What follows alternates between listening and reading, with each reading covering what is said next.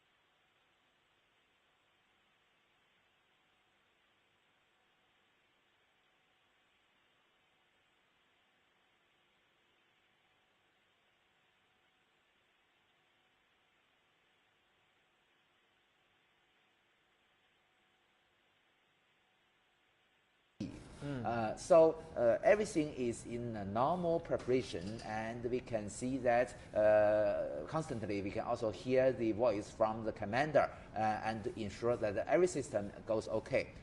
It's go for launch. And with this video, we can see not only the launch complex, but also the VAB, the Vehicle Assembly Building, 2 kilometers away from the launch tower.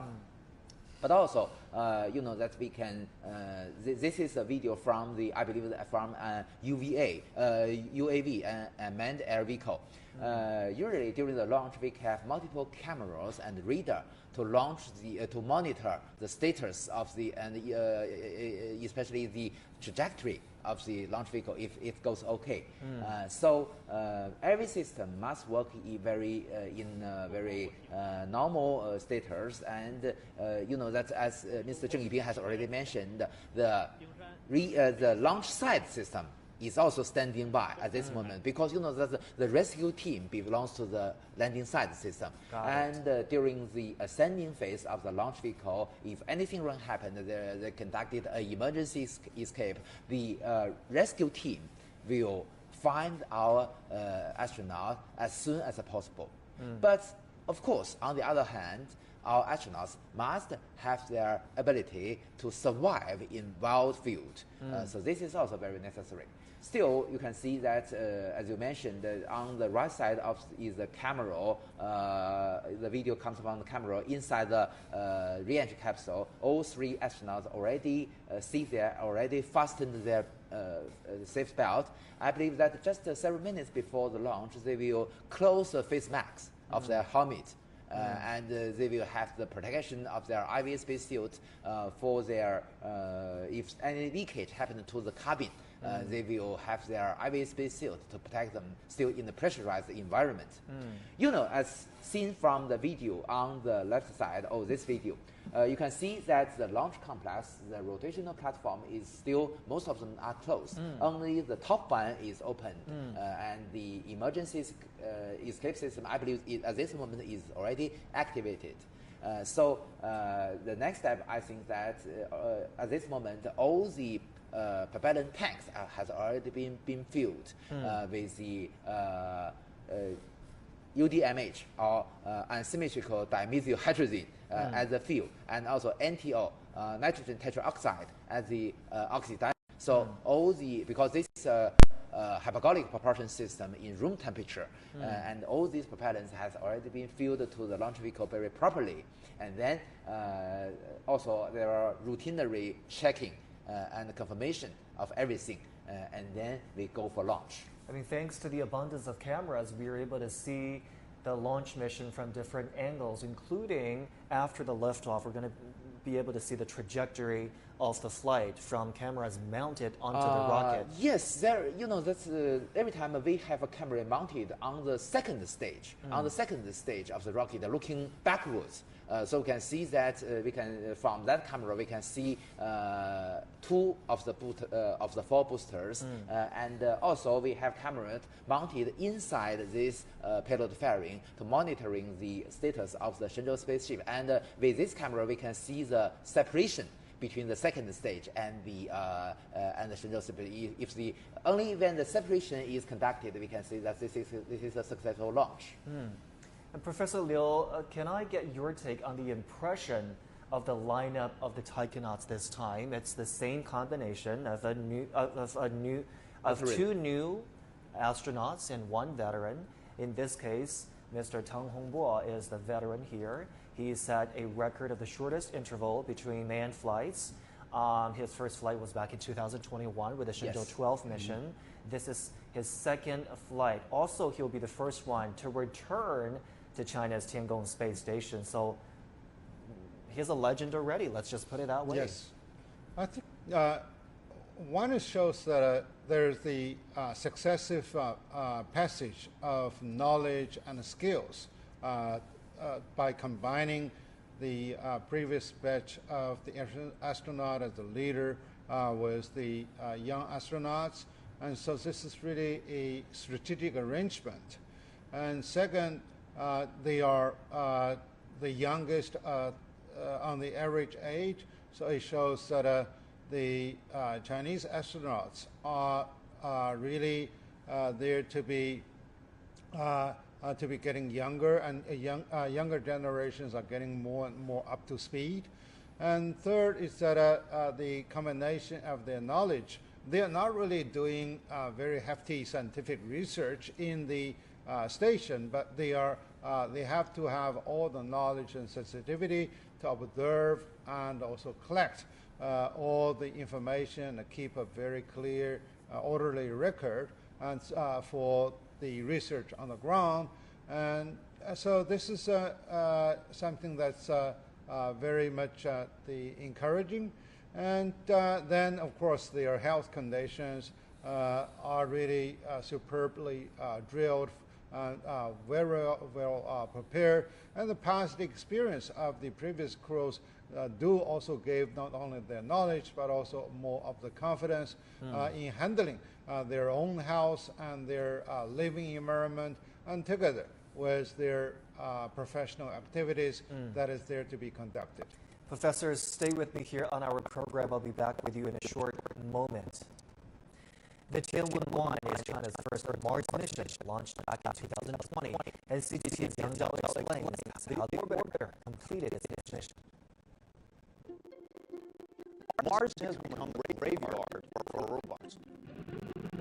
More than half of 47 missions so far have ended in failures of various kinds.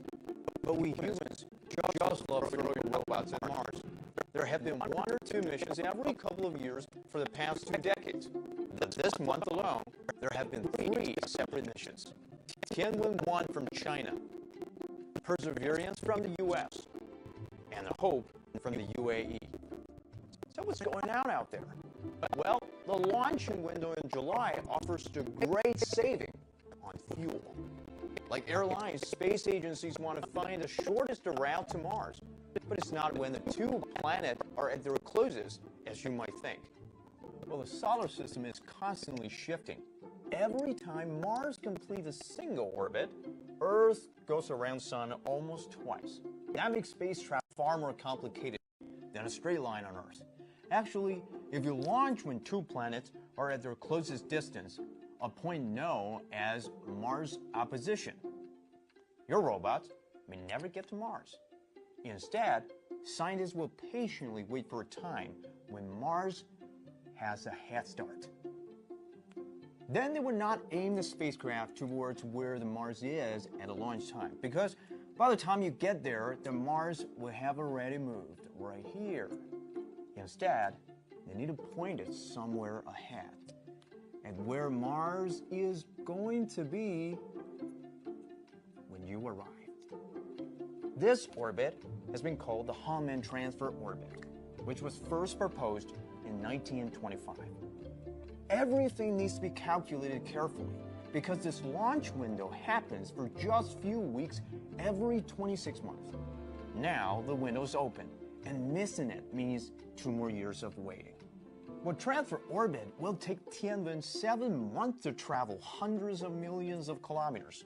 Choosing a shorter way would ironically require more fuel. The best things about this orbit is that theoretically, the propulsion system just needs to kick in twice during the trip. To get off Earth at the beginning and catch up Mars when it approaches. And you should barely use fuel in between. When it's getting a bit more closer, at about 400 kilometers away from Mars, it needs to slow down in time so that it can be captured by the planet's gravity and become a satellite of it, or it may miss Mars forever. And more than 1 hour remains until the Shenzhou-17 spacecraft's blast-off, as the staff and the 3 taikonauts are making their final checkups. But for now, let's turn things over to my colleague Hona with a quick roundup of the latest world stories we're following for you this hour. Hona, what do you have there, for us? Zhongxi, and welcome to the world today. Now let's take a look at the news making headlines around the world.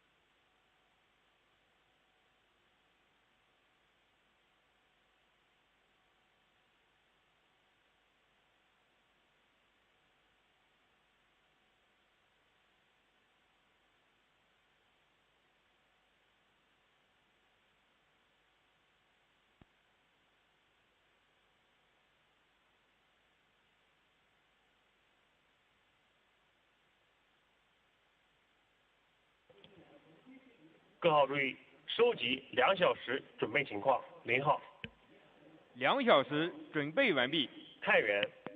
2小时准备完毕。渭南。2小时准备完毕。青岛。2小时准备完毕。酒泉。2小时准备完毕。青山。2小时准备完毕。双城。2小时准备完毕。 5号。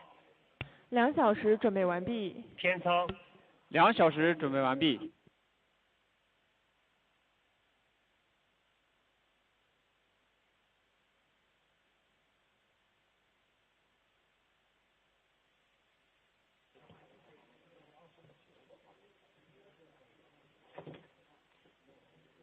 北京东风报告。我是北京东风，请讲。东风2小时准备完毕，报告完毕。北京明白。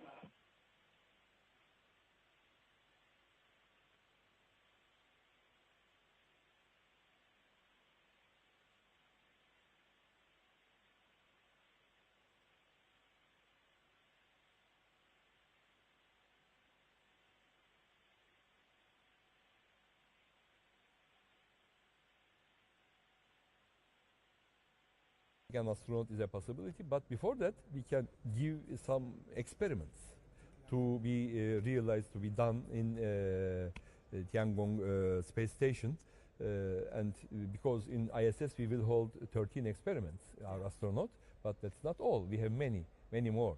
So when we find the opportunity, why not? We can also do it in together with CNSA in the space station.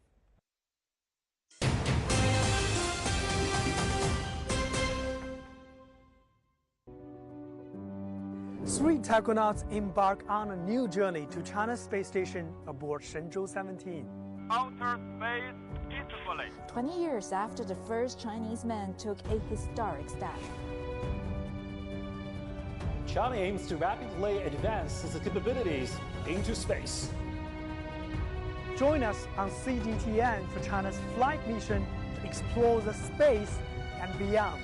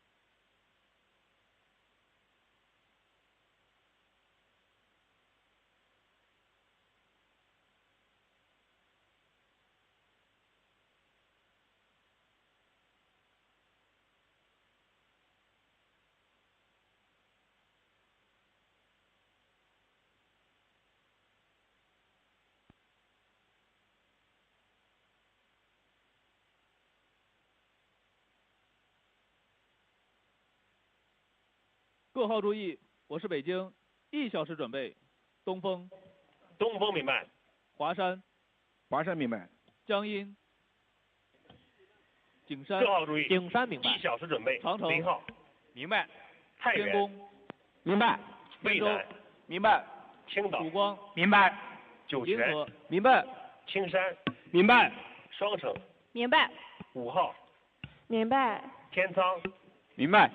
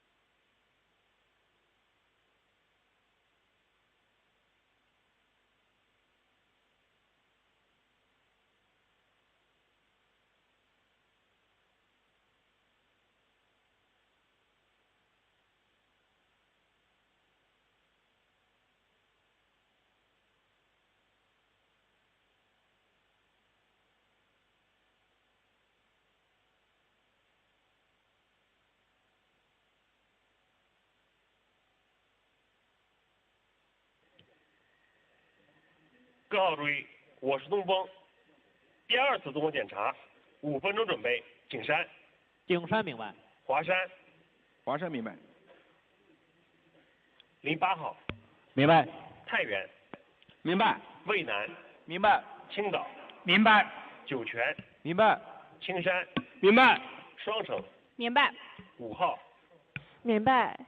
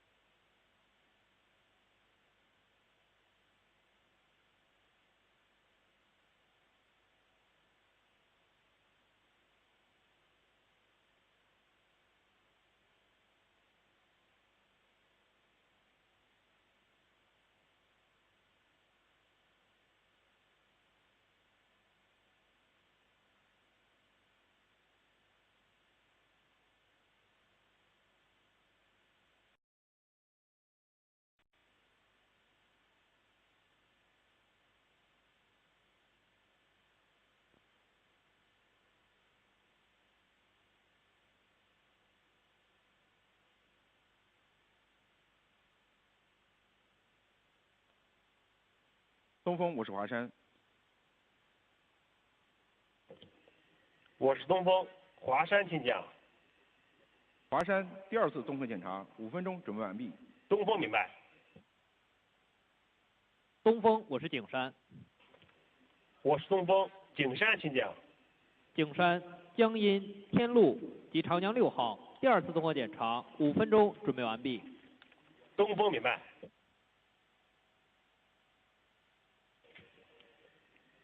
各号注意，收集5分钟准备情况。08号。 5分钟准备完毕。太原。 5分钟准备完毕。渭南。 5分钟准备完毕。青岛。 5分钟准备完毕。酒泉。 5分钟准备完毕。青山。 5分钟准备完毕。双城。 5分钟准备完毕。 5号。 5分钟准备完毕。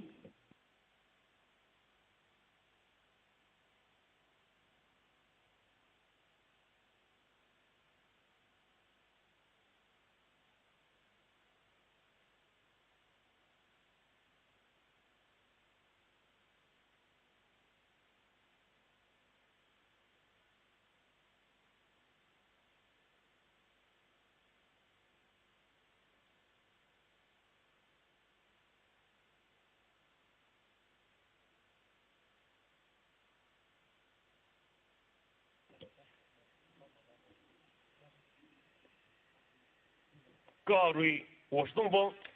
第2次综合检查1分钟准备。50秒。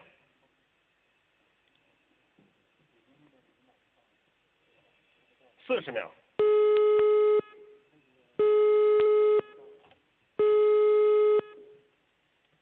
30秒。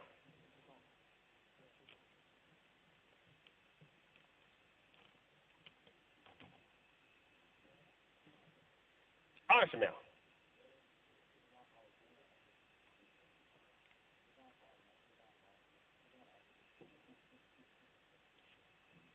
10、9、8、7、6、5、4、3、2、1，起飞。T0，腰动时19分59秒，拐腰动毫秒。T0，腰动时19分59秒，拐腰动毫秒。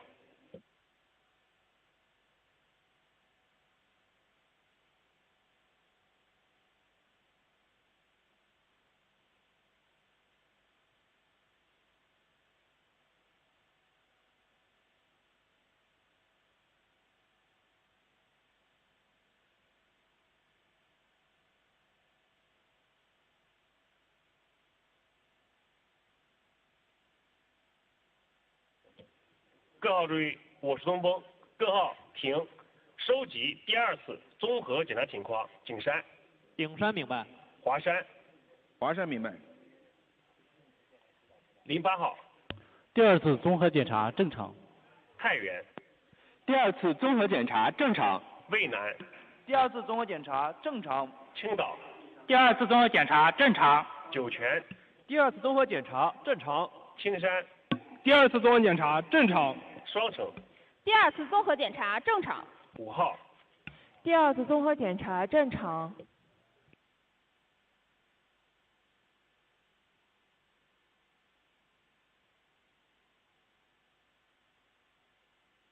东风，我是景山。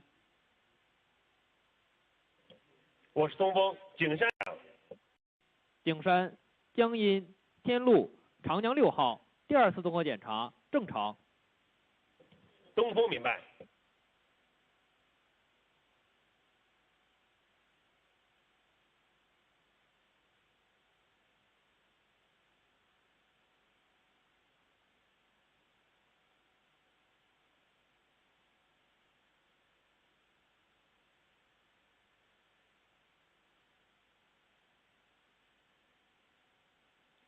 东风，我是华山。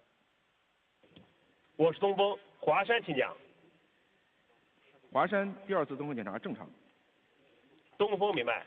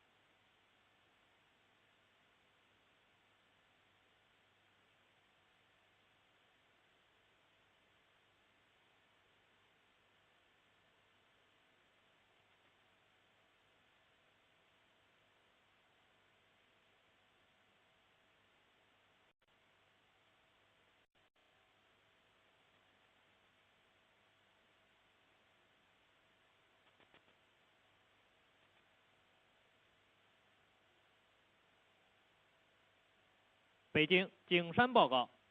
我是北京景山，请讲。景山报告测量船当前海况及1小时准备情况。长江6号海况4级，浪高1.5米，风力4级，能见度15公里。景山天路长江6号1小时准备完毕。景山报告完毕。北京明白。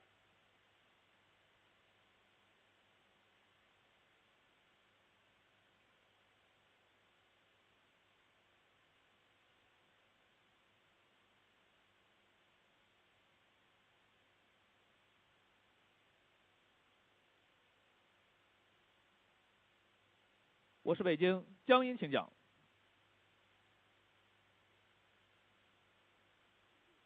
北京明白。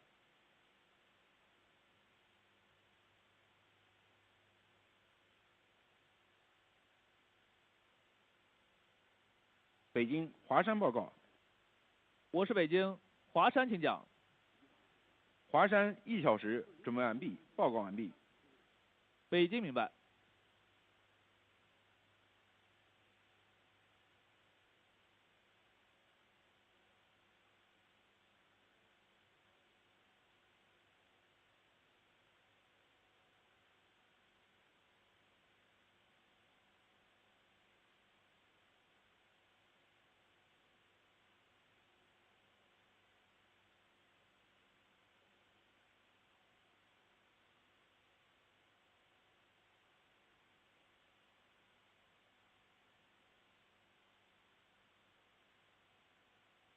我是北京曙光，请讲。北京明白。我是北京长城，请讲。北京明白。我是北京天宫，请讲。北京明白。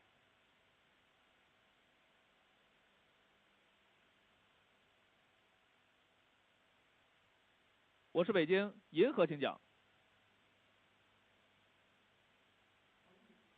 北京明白。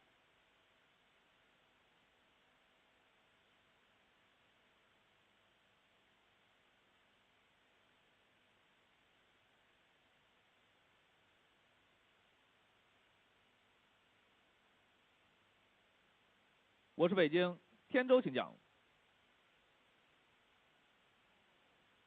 北京明白。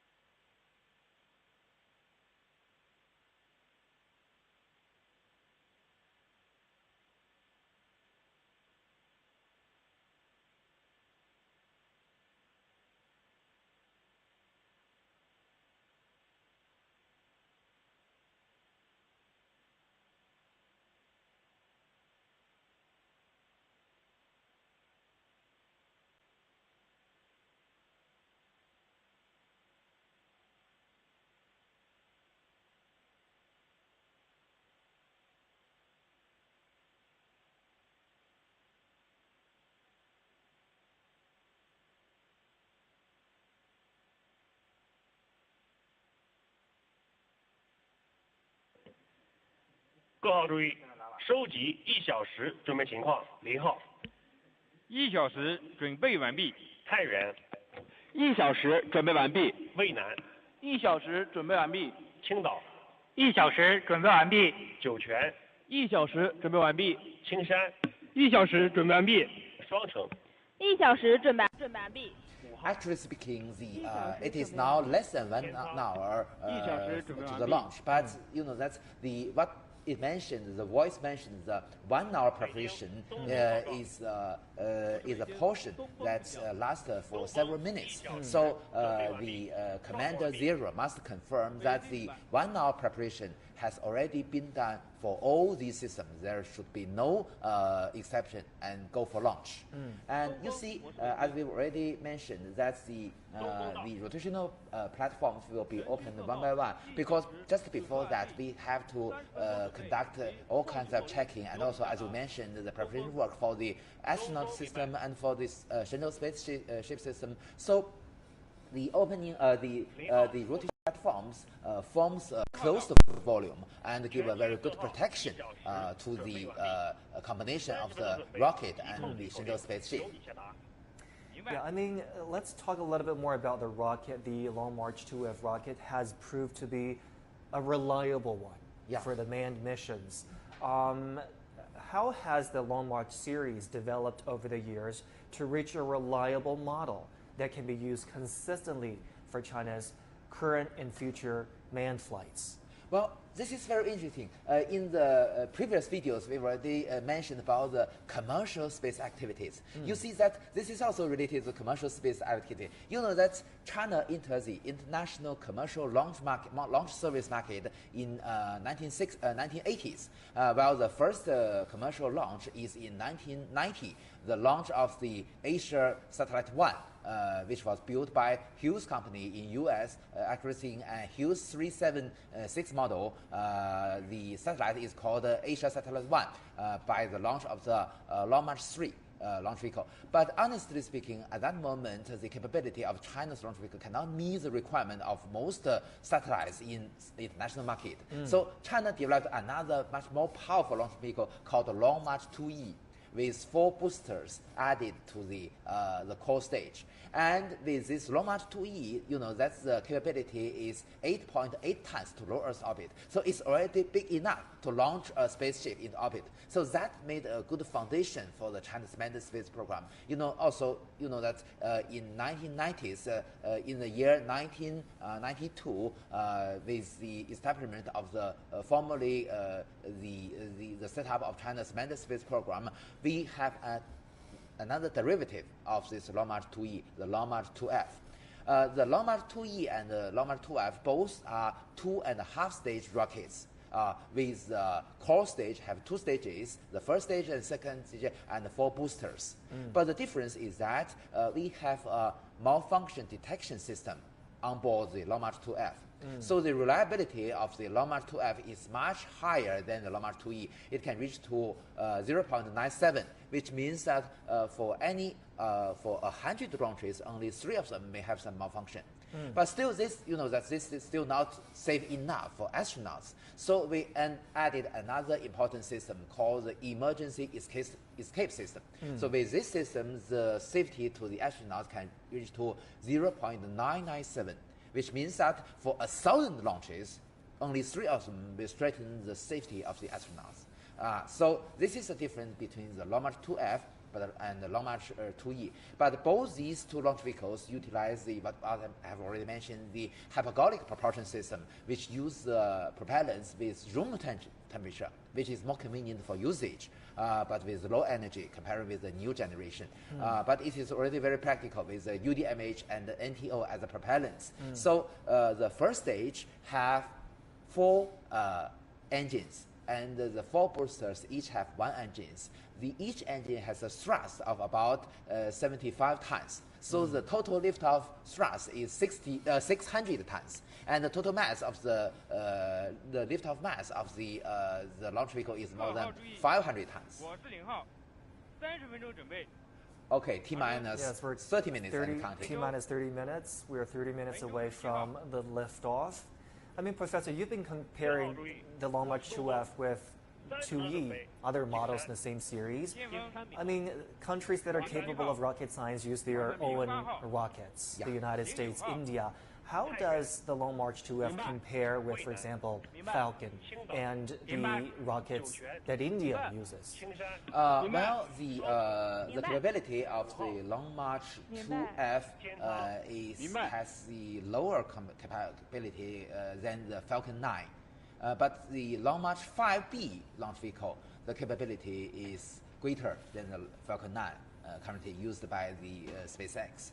So you know that, of course, the Falcon 9 is a human-rated launch vehicle. It can launch the crewed Dragon spaceship. So from the view of human-rated launch vehicle, it is bigger and have greater capability than the Long March 2F launch vehicle. But you know, until now, the India do not have a human-rated launch vehicle because all their tests are unmanned. They will plan their first maiden flight of their future manned spaceship Gagayan, maybe within this year or the next year.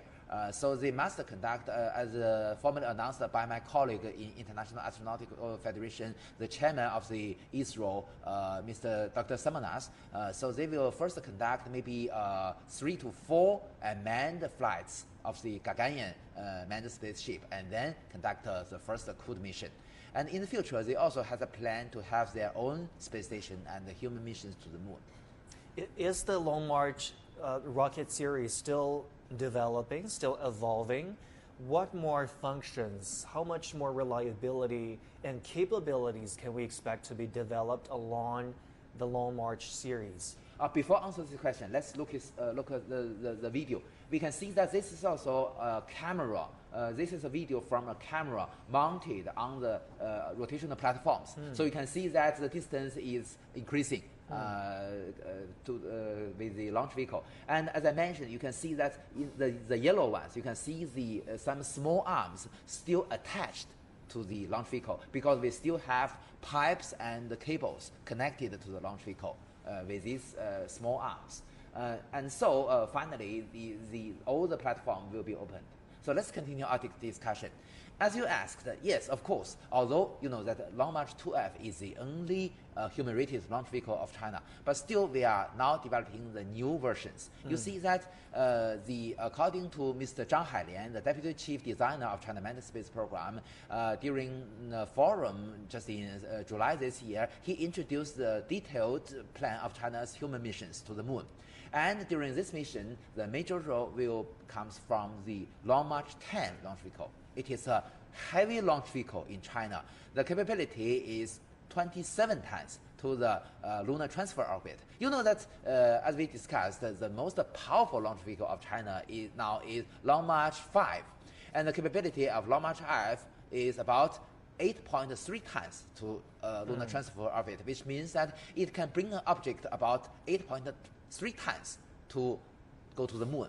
But you know, of course, it is not big enough to conducting manned missions to the moon. So in the future, we will have the Long March 10 launch vehicle, which can bring our astronauts through the new generation manned spaceship to the translunar orbit for the moon missions. And you know, we will use 2 launches.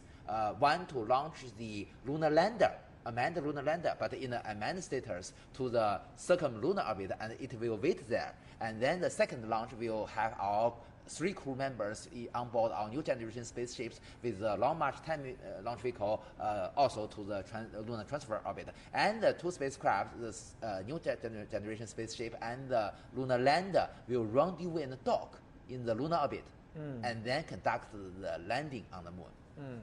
In terms of the rendezvous and docking today, I mean, after 6.5 hours into the flight, the mission will conduct a fast automated rendezvous and docking with the front port of the Tianhe core module and forming a 3 spacecraft, 3 module assembly. Exactly.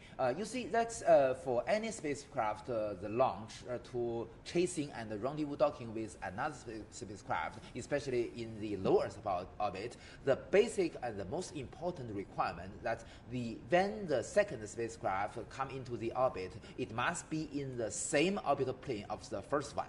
So this is the most important requirement, because you know that the low Earth orbit, the spacecraft in the low Earth orbit has a very high velocity, 7.8 kilometers per second. So even a very slight error in the orbital plane between the two vehicles may cause they will lose the chance for rendezvous and dock. So they must be in the same orbital plane. But on the other hand, you see that the orbital plane of the outstation is relatively stable in the universe.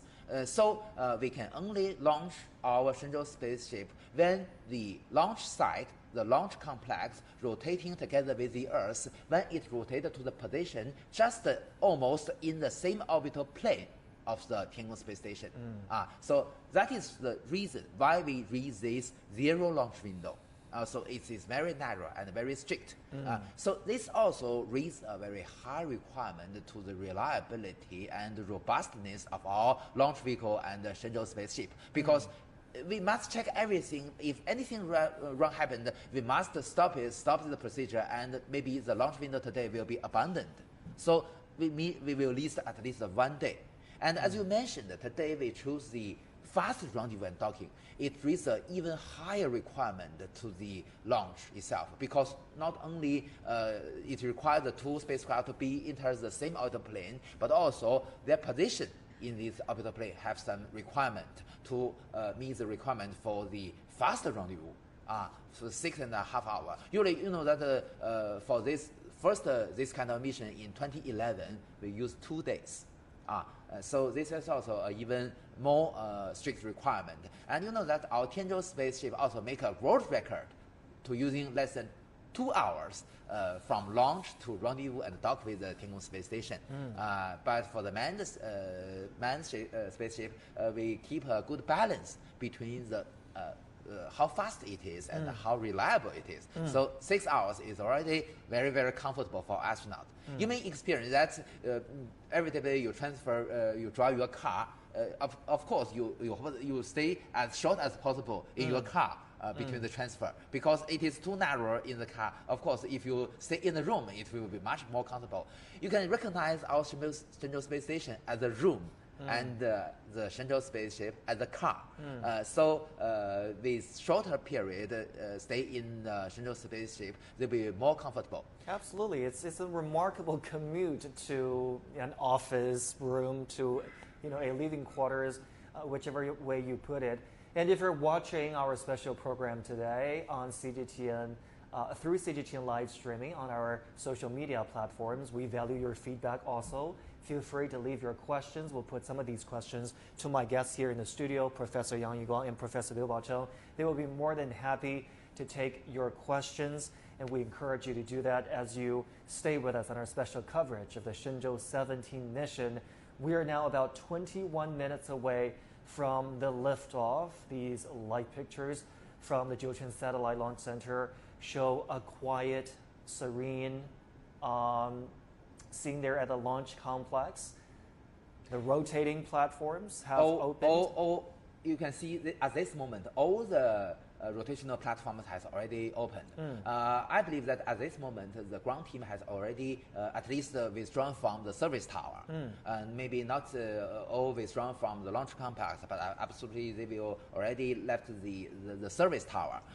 But as I mentioned, still at this moment, there are several small arms in brown color which still attached to the launch vehicle to give electricity, the gases, and also the other supplies. Also, you know that there are air conditioners inside our payload ferry to give a very comfortable condition for our Shenzhou spaceship. And the 3 taikonauts seem ready and relatively comfortable given the condition in their seats, holding handbooks. Yeah, you may notice the packages between the luggage between the different astronauts. You know that there is a very interesting requirement: the position of the center of the mass of the re-entry capsule is very, very strict. This will influence, especially that during the re-entry, it will influence the safety of the astronaut and also the position where they. That's the different people have different weight, so even the slight difference between the weight of different astronauts must be considered. And they could they gain and lose weight during that 6 months? I mean, that's that there is the standard criteria. I mean, they measure. I assume they weigh themselves on a regular basis just to make sure health element, to make sure their health is in check. But what if they gain weight or lose some weight during that 6 months stay? This is also part of the research. I think. Exactly. So because of biological research for human tolerance and human impact is also part of the research. But of course, the most important is the upper limit. They should not exceed that. Yeah, that's right. I don't think anybody has ever exceeded that limit, right? Yeah. Considering how regularly, how often they check their weight and their health status up there in the Tiangong space station. And you can see the beautiful view of our Jiutian Satellite Launch Center. The forest in brown color at this very beautiful season. And now as we await the launch of Shenzhou-17, let's once again check in with CHIO reporter Sun Ye, who joins us from the launch site. Sun Ye, we're minutes away from that 15-minute countdown, a crucial countdown to liftoff. What's the latest on the ground? Well, the commander here hasn't called out that 50 minutes countdown yet, but this is the moment, the minus 15 minutes. Oh, he's calling it now. This is the command that he will be calling out the last cars, the last people near or under the launch tower to evacuate, and the last file of cars could be in our view to leave the launch tower. And as it gets near the launch hour, we've been talking to rocket designers, and they say even though they've seen it so many times, this hour it's still intense. And for us, we've been hearing 准备好了, we are ready, everything is normal, 正常 throughout the morning, and we've learned that all the system from rocket, spaceship, they are safe and reliable. This is still a moment quite intense for people who are working here, and we imagine it could be more so for the taikonauts. And we have one small trick from none other than Yang Liwei, the first taikonaut in space. He said to deal with that kind of anxiety, there's a small trick. He said you could try putting your tongue in your cheek like this, but probably don't show it. That would take the your focus off everything else and take the anxiety level down. But perhaps the taikonauts today, the Shenzhou-17 crew, they don't need that. Yesterday we heard Tang Hongbo, the commander, said he's very calm because he only has his mind on one thing, on getting the mission accomplished, and that's what we're here we're here to witness now, to see them, to see the liftoff, and to see the mission gets accomplished. 庄石. Well, just so you know, I did try out that trick just now when we were showing the pictures, and I was not on the screen. And I don't know, maybe it'll help. I mean, it's a trick from China's first taikonaut. I gotta try it. Thank you so much, Sun Ye, for that update. We appreciate it. And we continue our studio discussions here and conversations until the liftoff happens in just about a little over 15 minutes time. That liftoff scheduled at 11:14 a.m. Beijing time. Professor, can we talk about that window for liftoff? Because we've had a lot of manned and unmanned launches, and each liftoff time is very different. Some in the middle of the night, and today in morning, not exactly early morning. How is that window decided? I mean, what are the parameters and elements that need to be taken into consideration? Weather, for example, is one of them? Weather is very important consideration, especially the speed of the wind will be considered either in the low altitude and in the high altitude. Moreover, you see that you already mentioned about the launch window in different time is quite different. Some in the night, some in the morning. This is because you know that the change of the orbital plane of the Tiangong space station is relatively slow comparing with the Earth, but still it's changing. So every time it's in a different position. And we've already mentioned that the basic requirement is that after the launch of the Shenzhou spaceship, it must be in the same orbital plane of the Tiangong space station. So in different seasons. Okay, T minus 15 minutes and counting. Yeah, this is really to synchronize the universe in which the space shuttle is placed in order to synchronize everything that is precisely to be made sure get connected. I mean, just at the Jiuquan Satellite Launch Center, we have the collaboration of 3 systems: the astronauts, the space craft, and the other one being the launch vehicle. The launch vehicle systems. They have to cooperate and collaborate closely, and then we have the Beijing Aerospace Control Center. We have the ground stations, the monitoring stations, the monitoring ships. You have to coordinate between all of these systems to make sure that everyone is on board, everyone is on the same page for the liftoff, and that is how all of these real-time coordination happens, why this real-time coordination happens. And you can see from this video, the previous video is come from unmanned air vehicle and UAV near the launch complex. So today, the UAV is widely used to monitor the whole situation. So it's very convenient for usage. But don't they pose risks to the launch? I mean, they not.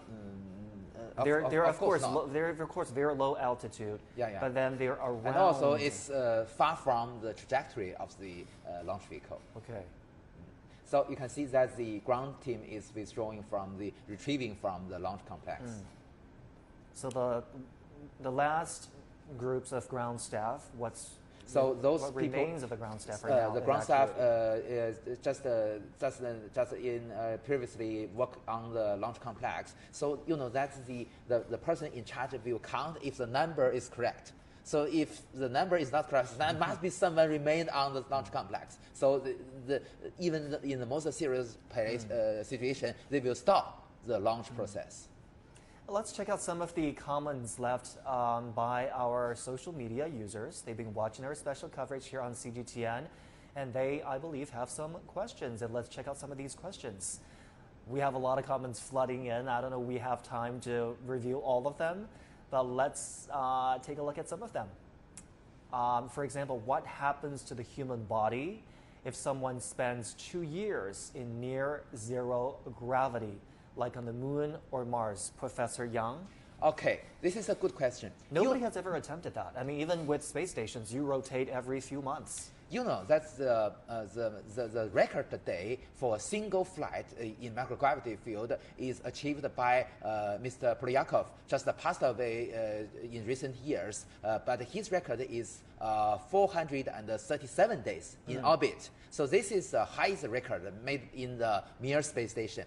So also there are several crew have already conducted the residence in International Space Station for more than 1 year. Actually speaking, the human being has already conducted these kind of studies. Absolutely, the influence of microgravity and also together with the radiation have a remarkable influence to the people's health. Especially, that's in what ways? In many ways, that's the weakening of our neural system and our muscles, the loss of the bones, the loss of the calcium, and also the psychological problems. All these are very serious problems. So we must have the certain countermeasure to dealing with these kind of negative influences. And let's also take a look at this other one. How do the people breathe in the craft, in the spacecraft, and in the space station? How do they breathe? There's oxygen in the spacecraft and on the space station. Usually, that in our space station we use. 我是0号，下面通报点火时间。点火时间为11时13分59秒。点火时间为11时。The commander there is announcing the final ignition time. Set at 11:13:59 seconds. That's the precise time when the ignition will happen. This is very interesting. That China adopted a quite different system from other countries. What we mentioned is the ignition time. and the other countries, for instance, U.S., use the lift-off time. So this is different. There is a several second interval between these. So you may always notice that Mr. Zhong Shi already hosted so many launch live coverage. You may heard the voice just after the lift-off, and one of the ground staff will report the actual lift-off time. Because you know that as the commander, the chief commander has already mentioned, they announced the ignition time, and there will be several seconds interval for the liftoff time. So another person will announce this liftoff time just after the launch. And for the question, you know that China adopted a mixed atmosphere on board our Thiên Cung space station, which means 20% of oxygen and 80% of nitrogen is quite similar, but very close to our ground. So the astronaut will be very convenient inside the station. But you know that in the EVA, it will be quite different. You know that the higher pressure is, the more rigid the spacesuit is. So if the difference between the inside and outside the EVA spacesuit is 1 atmosphere, it will be very, very rigid, and it will be impossible for the astronauts to move and change the shape of their bodies. So there is no exception that all space-capable nations choose the pure oxygen atmosphere inside their EVA spacesuit. So before that, we must have some adaptation procedure for the astronauts from their common daily life in our station to the EVA, because they will change from the mixed atmosphere to the pure oxygen atmosphere. And in the pure oxygen atmosphere, the inner pressure in the EVA spacesuit is only 30 to 40% of the common atmosphere. So for this change, we have a very critical procedure to remove all the nitrogen inside our body, because it will boiling if we change that very fast. That will be very, very dangerous. And I guess we have time for a couple more. A viewer named Azul Celeste asks about the measures to deal with debris and pollution in space. We covered this in our earlier discussions. I mean, there has been minor damage, very minor damage to the solar wings of the Thiên Cung space station. And part of the tasks for Shenzhou-17 is that they will inspect some of that damage, not exactly to the point where they have to repair or fix that, but they will definitely take a look. Yeah. But what happens if that damage is a little bit more extensive, let's say, in a hypothesis situation? You know that in the orbit for the space debris, there are hundreds of millions debris with a size less than 1 centimeter. So for this kind of debris, it's very difficult to track for tracking because it's too small. So we use the shield to protect the space station. But for bigger ones, for instance, for those larger than larger than 10 centimeter, usually if it collides with the station, there will be cause very serious damage. So for these bigger space debris, usually we will conduct an orbital maneuver to avoid the possible collision with this space debris. But if something wrong already happened, that will be depend. For instance, if one of our module is hit by the space debris and some leakage happened, these kind of things already happened in the Mir space station before. So even we will shut down the whole module and isolate it from the other modules. So these things do happen in the Mir space station before. And this is the most serious problem. And even in this case, we may require the astronaut to have an emergency escape from the station to go back to the Earth. I mean, let's give time for one last question. Chris Lemba wants to know why they're called the taikonauts. Why Chinese astronauts are called taikonauts? I mean, don't Russian astronauts get their name also? Of course, this comes from the culture. You see that usually in America they call them astronauts, but in Russia and the former Soviet Union they were called cosmonauts. So, of course, in China we have our own traditional in Chinese name is taikonauts. because the universe in different countries have different pronunciations. In the United States is the astro, and in Russia is cosmos. Well, in China is Taikong. I believe that is the outer space, Yeah. literally. So I think this is really also a contribution to the English dictionary or foreign language dictionary at large, with the taikonaut. Yes. I think they have taikonaut as a word in dictionary. It's already. Let's hear from the commander. Okay, T-minus 5 minutes and counting. T-minus 5 minutes. We're 5 minutes away from the ignition. Professor Liu, I do want to bring you here and talk a little bit about international cooperation, because China has invited astronauts from all over the world to cooperate and participate in its future space station missions, of course, through a selection process. I mean, what does that say about China's commitment for its manned space program to be open, to be cooperative, and to be inviting, where all of its fruits, if you will, all of its achievements will be shared with the international community? Professor Liu. Well, first, China does really agree with the first treaty of the United Nations that we are not really claiming territorial space in the outer universe. And that has really received popularity on the value-based one. And of course, technically, because Chinese space is getting more reliable, and we can also see through generations of improvements. And we are really talking about the 3-bedroom and 2 sitting rooms of apartment in the outer space, so that can really accommodate the scientific research in a more comfortable fashion.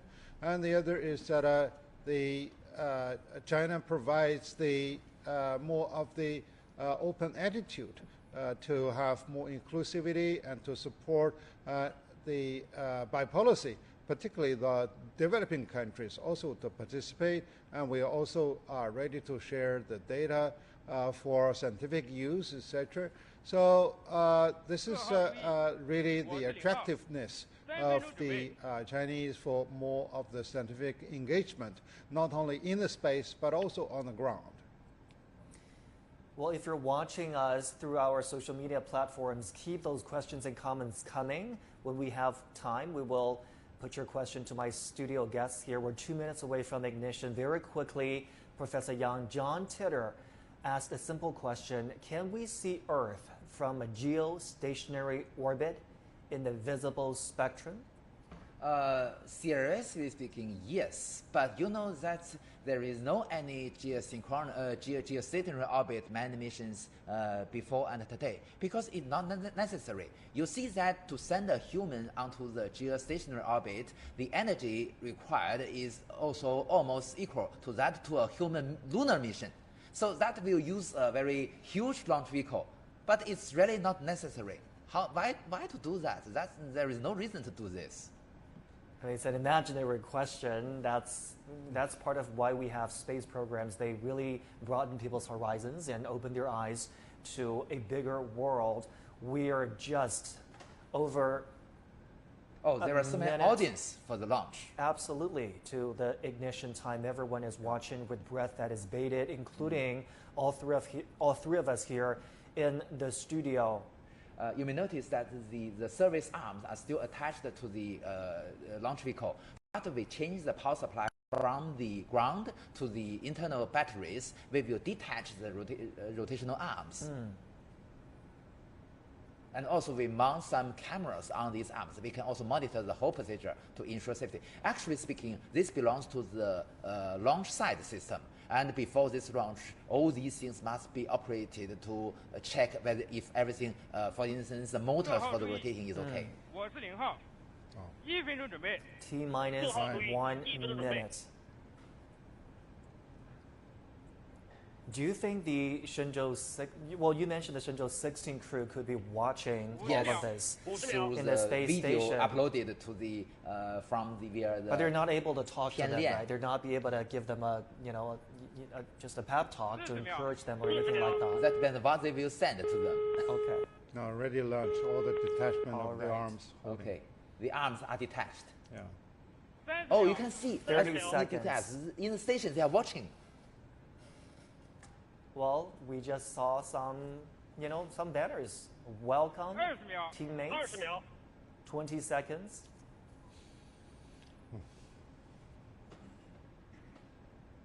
Professor Liu is getting nervous. I can feel that. Of course.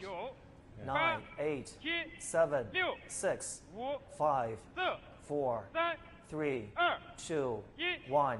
点火， Ignition. 起飞， After ignition, the first step will be pitch over to change the flight direction from a vertical to the eastward. The more superior rocket has now lifted off with the Shenzhou-17 spacecraft. Magnificent as always, as we continue to monitor the trajectory for you here on CHIempN. Over the past 2 decades, since China sent its first taikonaut Yang Liwei to outer space in 2003, there have been 11 manned missions. This is the 12th mission, carrying the youngest ever Shenzhou crew since the construction of China's Tiangong space station. So this video comes from the camera, what you mentioned, mounted on the second stage of the rocket and looking backwards. So we can see the 2 boosters.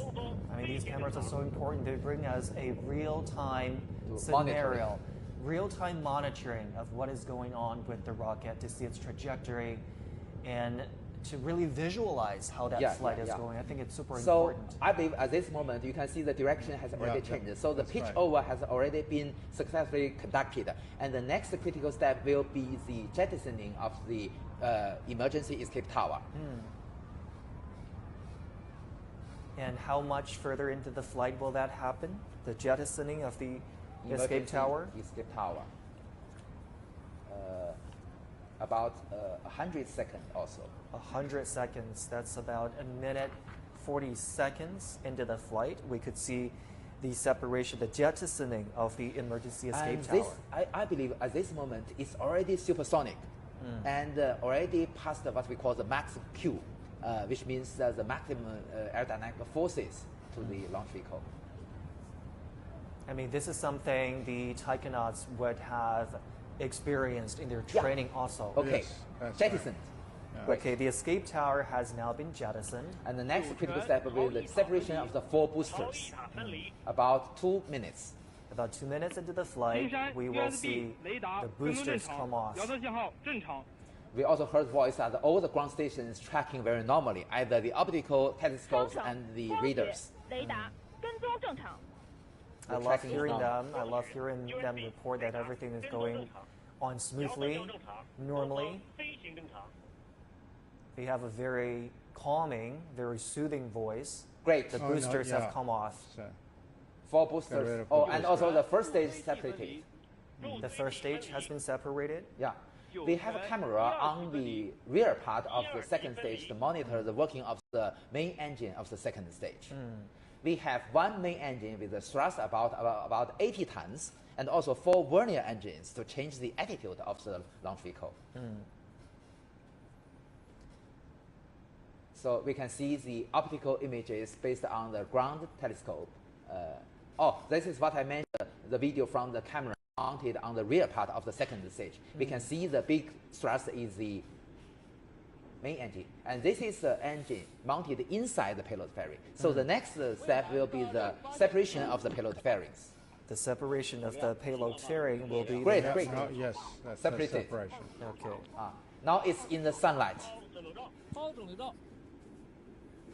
The astronauts inside the cabin can see the sunlight through the 2 windows.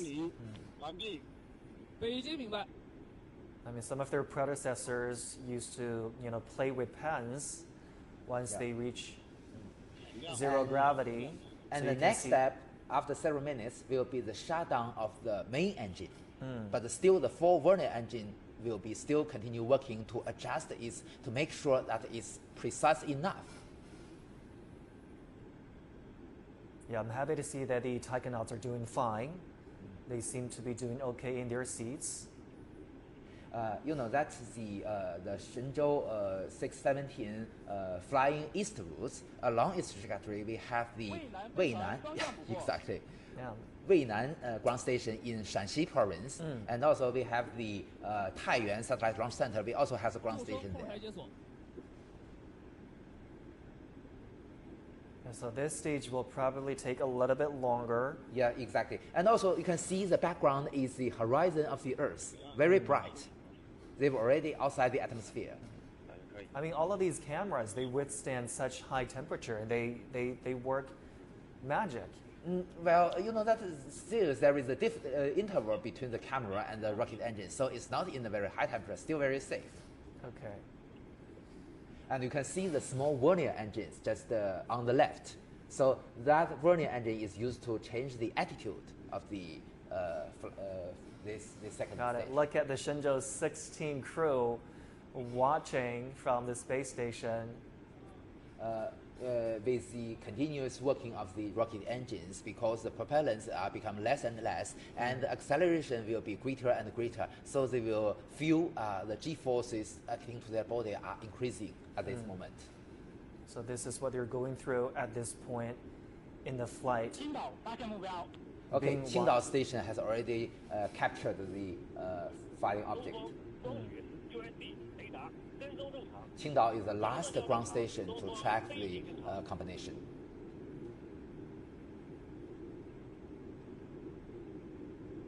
Okay, so this is the part where the taikonauts could feel a little bit more discomfort in their seats. But it's already better than in the atmosphere. You see that in the atmosphere, because the international, you can see the 3D animation. We can see the links between the ground stations and the launch vehicle. There are multiple ground stations have tracking the launch vehicle, and all of them are receiving the telemetry data, which presents the current status of the launch vehicle. So we can have a 3D animation, although it is an animation, but it represents the real status of the flying objects. You were saying, Professor, that at this point the taikonauts are feeling a little bit better than yes, experience the G-forces and also the vibration. You can see that the main engine is still working, but the next step will be the shutdown of the main engine.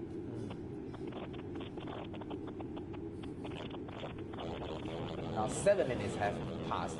Usually the shutdown will happen about 8 to 9 minutes. Yeah, on the right bottom corner, the Shenzhou 16 crew is watching, as I mentioned. The Shenzhou 17 crew, I mean, they must be very happy to welcome the Shenzhou 17 crew, because this will mean that their mission, their 6-month-long mission, will soon come to an end. They return to Earth on October 30th, and there will be that happy meeting, happy handover. They will welcome their new colleagues after 6 or 7 hours. With open arms, I'm sure. So in 6.5 hours or so, the spacecraft will conduct an automated run. The main engine is shut down. The main engine has now shut down. This means that the Shenzhou spaceship is already in orbit, but we will adjust its trajectory with the 4 vernier engines to make it more precise. It is the minute that leave the ground that the astronauts will feel more uncomfortable. Right now it's getting more stabilized. Exactly, because the main engine has shut down. There is no greater G-forces acting on their body. Yeah, it's not, when we sit in the vehicles or airplane, it's really acceleration. Yeah, that is having a big stress on us. So they take off and landing. Right. So the next critical step will be the shutdown of the 4 vernier engines. And at this moment, as Professor Liu has mentioned, they will experience the 0G. Right. And with this camera mounted on the second stage, looking forward, it will monitor the separation of the Shenzhou spaceship. It will monitor the separation of the Shenzhou spacecraft from the carrier rocket. So just on the previous video, we can see still we have the communication links between the Qingdao station and the launch vehicle. Nanjing being the last ground station. Yeah. So the separating point is just above the Pacific Ocean, very close to the eastern coast of China. Actually speaking, near the Shandong province and Jiangsu province. 长江6号发现目标。 Changjiang 6号 is the what we call the Yuanwang 6 space tracking ship of China. So it is now in the Pacific Ocean to be the last one to support the launch. How many of these tracking ships do we have for this mission? Do we know that? It depends. Really. Oh, great. Okay, this is a key moment. The spacecraft has separated from the carrier rocket. Professor Yang, does that mean that Shenzhou-17 is now in its predetermined orbit? We will have some checking whether the orbital parameters is accurate enough. Only in these circumstances we can announce it is a successful launch. Moreover, there is also another two important steps. One is to that's the unfolding of the solar panels, and also the deployment of the hanging antenna to the data relay satellite. 天路发现目标，宽波数。 So there you can see on the left is the Shenzhou-17 crew, right the Shenzhou-16 crew. Yeah, they are watching the coverage. Obviously, they're watching the coverage. They're watching what the Shenzhou-17 crew are faring, how they're doing, and they will meet each other in about 6.5 hours aboard the Tiangong space station.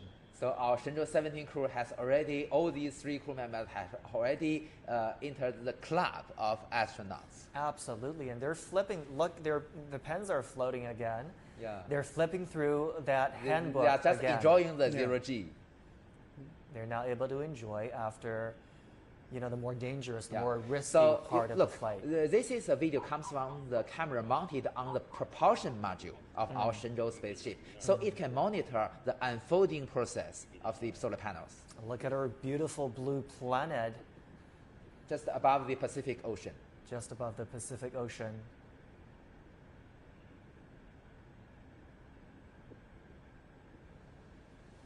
The propulsion module will conduct several orbit maneuvers to chase its target, the Tiangong space station, and to accomplish the rendezvous and the docking. It will work all automatically. Professor Yang, they don't have to do anything, right, at this point, but they're flipping through the handbook. What does that tell us? No, they are, actually speaking, the three astronauts have very important role to monitor everything. So how do they monitor from check? Inside there are instruments and there are echoes of every parameter. Great. Okay, those are their solar panels, right? Yeah, unfolded. Okay, the solar panels on the spacecraft have just folded, which indicates, primitive success of the launch. Yes, yes. That's on the propulsion module, we have two solar wings and each have 4 panels.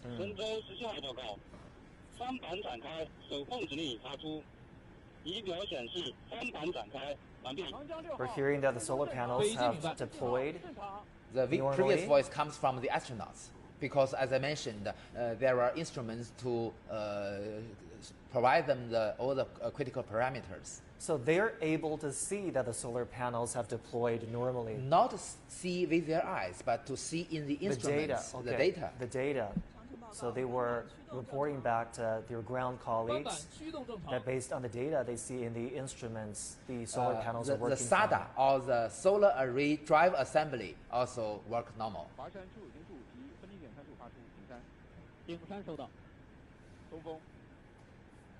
I think after they get out of the sight of the detection on the ground station, the astronauts will play a more active role in reporting data. Don't worry.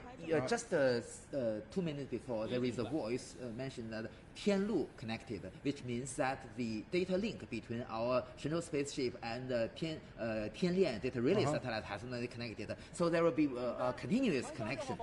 Right, and civilians also. Yeah. Right. Gentlemen, we are being watched by a lot of social media users. This exciting blast-off is being live streamed on CHIion's YouTube channel. Many users are expressing their excitement in the comment section. Let me read a few. John Tatori says, wish everyone luck in space adventure, not just China. Any success for humanity is good. John, I agree with you. I think my guests agree with you also. And Han Tua says, we come in peace to the creatures and life in outer space, charity for all, and malice towards none. Well, if there is aliens and outer space life forms, they'd be very happy to hear that. I guess so.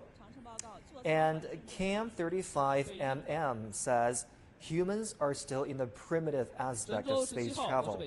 Chemical energy is used to get us out from Earth's gravity. Then it's about momentum and vector to meet up. Very professional comment. Yes. And we're hearing from the Beijing Aerospace Control Center? Yeah. And also some communication with the astronauts.